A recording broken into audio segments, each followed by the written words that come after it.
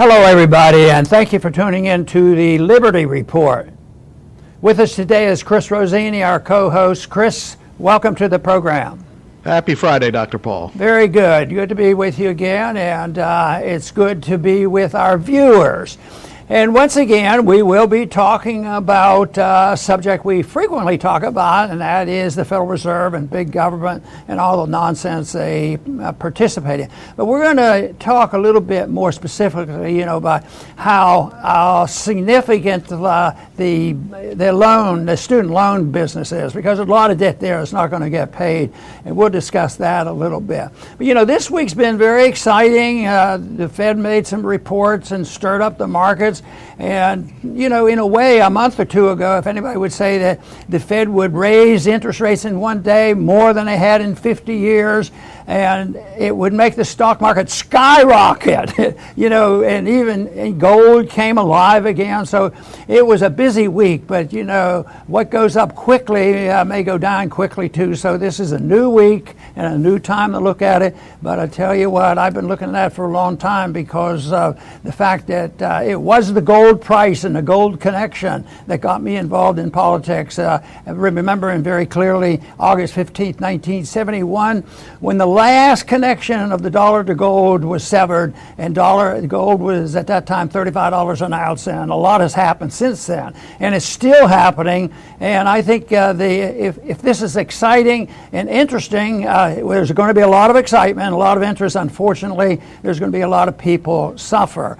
And I frequently, get calls, and still I get them. I've had them over the years. What do you do? How do you invest? And where do you go to buy? And what's the best thing to do? One thing for sure is timing is tough. And what one person does or what I do is not necessarily the thing that everybody else should do, because one size does not fit all.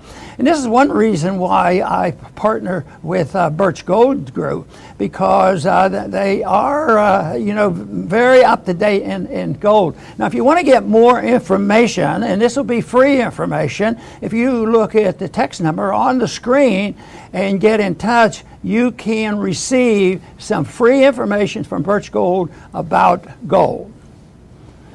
Want to thank everybody once again for tuning in, and today we want to start off with talking about a subject that will be related to, in general, debt. Debt is a big deal, and I think that if you look at the debt and combine that with the interest of the Federal Reserve, it is the big deal. And then you can go into the subsets on why is there debt? Oh, it's always for good and good. And now, philosophically, the far left Marxists are arguing once again, and not in a token way, but vehemently, debt doesn't matter. And they want to even make it worse by this modern monetary theory, but they've already tested that for a long time. It just means they're going to print money at will and in secret. So that is still there, but debt is a big deal. And just, recently, in the last, since 2008, since the last crisis, which I argue is still the same crisis going on now,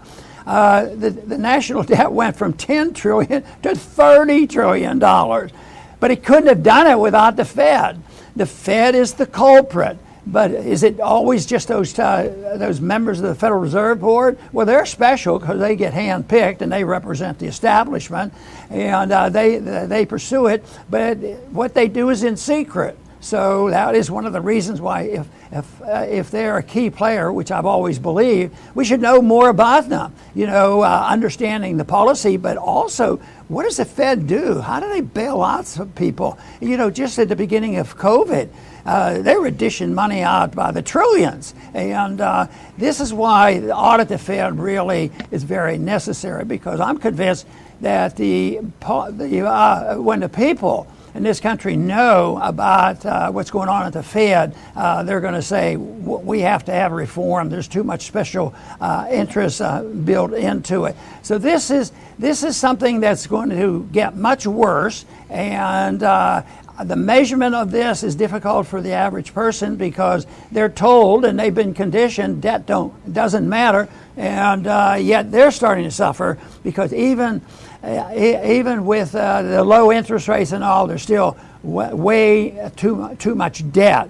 And this will prompt what usually is a consequence of the Fed printing money to take care of the debt that the politicians run up for special interest groups. And what it does, it leads to the devaluation of the currency, debauching the currency. That means that each unit of account has no definition, so it's bound to go down if they just keep printing them out. It's like monopoly money. So that's what's happened. But when it finally ends is when the people wake up and say it's ruining the dollar. So far, people still want dollars because they said when COVID broke out, what happened? The government immediately sent everybody a lot of money, to make them feel better and say it'll be okay, we can print money, and they did this. But the whole thing is that this is not the answer, because the very fact that they just throw out more money at it, further devaluation, which is the fuel to the fire of the problem that we have, is the fact that the money is losing value, and it creates debt, and it creates problems we don't need. And one of them, Chris, and you've looked into this a bit, and that is, the student loan program. That sounds just so wonderful. Loan a little bit of money to the students, and they'll pay it back, and that will help take care of the next students. But guess what? That is totally out of control. It is bankrupt, and they have had a moratorium on the students since we've had this more recent ongoing crisis. They say, oh, wait, we'll just postpone these payments. Don't worry about that. And now the argument in Washington is, should we resume the pressure for the students to pay this, or are we going to resume the exemption? They don't have to pay. Big political thing. But quite frankly, Chris, what I think will happen is there will be very little pressure, real pressure on the students to pay, because they don't have the money. It's not going to happen. The big question, I think, that we wanted to address a little bit, Chris, is who suffers the consequences? Who loses the money? Is it just some private individual who invested and thought this was a good investment? Or is it in combination with politicians, big banks, and the Federal Reserve? I suspect that we have a hint to who exactly is responsible. Right, Dr. Paul. And student loans are yet another episode of government help that completely backfires. And here's a pro tip for everyone out there. Whenever you see that government is going to make something more affordable or more accessible, watch out, because there is going to be trouble in the future. So how are they going to make colleges more affordable, more accessible? Well, with almost $2 trillion in loans. Now, what do you think is going to happen? Let's say you're sitting at an auction, and people are auctioning off goods, and all of a sudden the doors burst open and all these people come flooding in with $1 trillion. Now, what's going to happen to the price of the things that are going to be auctioned? It's going to skyrocket in price. And that's exactly what happened with going to college. All of these loans drove up the price to the point where going to college is, a ridiculous idea for most people today. So it did the exact opposite. It didn't make it more affordable, more accessible. It just drove tons and tons of people into debt. Now, the banks made these loans. Now, are they stupid? No, the banks are a lot of things, but stupid is not one of them. Why would they make loans that, they absolutely knew could not be paid back? Well, because of the government guarantee. And if the banks know that the taxpayer will end up picking up the bad loans, they'll be like, okay, we'll make our fees, our commissions, and we'll make tons of money. And then, once everything blows up later, we'll be made full by the Fed. So this whole thing is another example of government help that backfires, which is why government is not there to help. It's there to protect our liberties so that we can live our lives. Very good, and you make a good point about the malinvestment and the unintended consequences. Things much worse. But I suspect that some of the people that really are privy to this don't mind it too much. They might have other motives, like because the wokeism movement is involved in some of this too. So they channel this money with conditions, and they can control where the money is spent in the universities. And then everybody wonders, why do we have all these progressive woke professors on our universities? So all the experts there, and guess who writes all the papers? hundreds of papers for the Federal Reserve just defending the position of the monetary system like this that we have. So the malinvestment is there. It's structural, but the big question still is, how's it going to resolve? And you know, Doug Casey had a neat article the other day on Lou Rockwell's site, and he talked about a bigger picture than just student loans. But he was indicating, you know, what you ought to do is just let it go. You know, even though everything the government owns, it's just money stolen or printed, and it causes more problems, the problems that Chris was pointing out. So he says it's just default on it.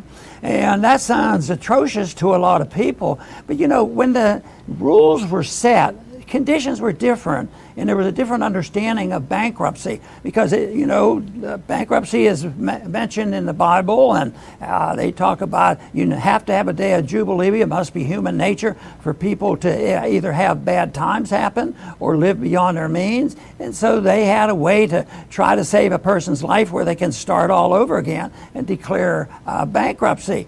So that is the case that people can do that, but if they don't do it, his whole argument was that would clean the slate, and the government, you know, doesn't have to steal the money from anybody. But it still is not easy to solve that problem, because right now, you know, not only has this condition been around, you know, for biblical times, but what about even with our founding in the Constitution? They knew people were going to go bankrupt, but they didn't have a Federal Reserve, and they didn't have these massive spending programs. It was usually meant, it's my understanding, usually meant for people who have had bad times, and they just couldn't do it, and that was more of a compassionate thing to happen. And in the Bible, they think there has to be a cleansing every 50 years, and sometimes I think we're about on schedule, maybe a little early or a little late at times, but to liquidate the debt. And that's the bad thing about it. The worst thing is all debt will be liquidated. No matter what they do about these programs, who's going to pay? How can we justify taxing people who got through college and paid their student loans off, tax them so that we can send money to the banks to bail the banks out who gave money to the students now they can't pay the note? See, that gets pretty immoral and not a very compassionate thing to do. So, but when they had those conditions, they thought they were really helping out, but they were completely different. And the founders obviously knew about this. This was one of the very few things in Article 1, Section 8 that they made it a national problem. You know, that was to be handled. You have a unit of account that the country, endorsed, that they would use bankruptcy and it would be national, and that is something. Whether that's totally good or bad, there are other ways to handle that in a free market. But anyway, they looked at it, they knew about it. People generally didn't jump up and down and love debt prisons, because that certainly didn't help anybody get paid off on the long run. But the debt problem is very structural. It's ingrained. It's built into our educational system. And because there's so much of this system, it turns out that the people at the Fed, on how they distribute loans and grants, they control a lot of the wokeism philosophy on what people have to do. And they force their business, people who have gotten loans, they can force them to participate in these lockdowns and do all the things. It makes no sense whatsoever unless you're a Marxist and your goal is to have chaos. Well, unfortunately, the tinkering around with what we're talking about is not going to stop the problems in the street. We're going to have that no matter what. We can't get enough money out of the people who have money and pay off the debt, and everything's going to be all right. It's not going to happen. But the printing of money is going to happen, because it's happening right now. Because with this massive increase in debt, during that period of time when the debt went from 10 trillion to 30 trillion, guess what? The money supply went from up threefold as well. So it is structural, and it's an addiction, and weaning our government off and our politicians off is not going to happen as far as I'm concerned, it's preparation, understanding economic, finding out how to get an education without depending on our universities. And this, to me, is the solution. So people have to know what's happening and know what's done, and then find as many allies as we can possibly find, so that at least we have allies during this period of time, which is, destined to get much worse. Yes, Dr. Paul, and whenever government intervenes, it creates problems all the time. So we cover on the show, you just move from one topic to the next, and it's all government intervention and the problems that it creates. And it's always the innocent people who have to pick up the tab and pay for it. So now you see politicians out there, cancel student loans, I mean, do they realize what they're saying? I mean, so people who never went to college are going to have to now pay for someone else's risk that they took in taking a loan?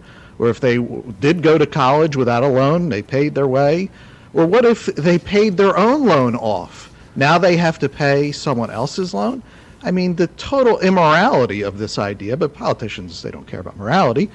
It reminds me of people who take a risk and live in a hurricane area. You say, there's hurricanes there. I'm like, yeah, I know. I'll take the risk. So a hurricane comes, it strikes, and then here comes the government. They're going to make everyone else pay for the risk that these people took. That's wrong. And that's not, this is different than charity. Americans are very charitable when they're given the chance. They are quick to help. But government help is not charity. When they aid, so quote unquote, it's, they use the money, they take a cut for themselves and their friends, all these people get rich off of the aid. Look at Ukraine, so it's very different than actual charity. We have a redistributive state, and we should not have one. If it's wrong for you and I to take from A to give to B, then it is also wrong for government to take from A to give to B. They'll argue, the opposition is going to argue and say, yeah, it's not perfect, there are problems, they have to pay back. But they won't want to concede because they'll say there are some that did real well. Some went through college and they got to go to medical school and it worked out. That's true, that some people can do that and get a free ride. But the big picture is morally it's wrong on doing this. Even though bankruptcy's been around for a long time and some of it has been with true compassion, but basically, it is something that is done on purpose, and it's a form of theft. But then again, if you just leave it to the Federal Reserve, inflation is a form of theft. That's a sneaky way of taxing the people. Nobody wants to pay the taxes to bail these people out that won't pay their bill. But so we print the money, devalues the currency, and that becomes a tax. And that's what they think they can get away with. That's why for a decade or two, our Federal Reserve was saying, well, they knew there was an ongoing building up of the debt. And they said, well, we need at least the depreciation of the dollar by 2% every year.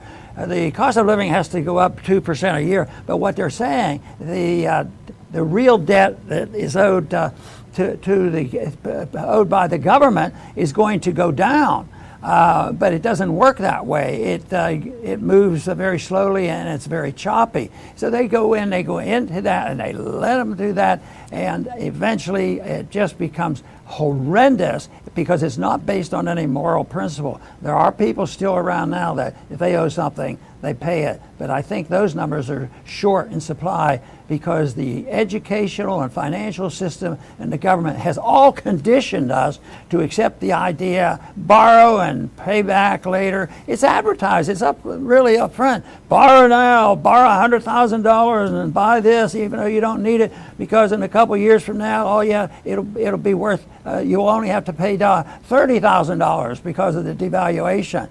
So it's a moral issue dealing with money, and it's something that could not happen if you had a gold standard. Right, Dr. Chris? Paul, I'll finish up. All of this mischief occurs because of the Fed. The student loan crisis could not exist without the Federal Reserve there as the ultimate money printer. Government doesn't have 1.7, 1.9 trillion, whatever it is, to make out all these loans to students.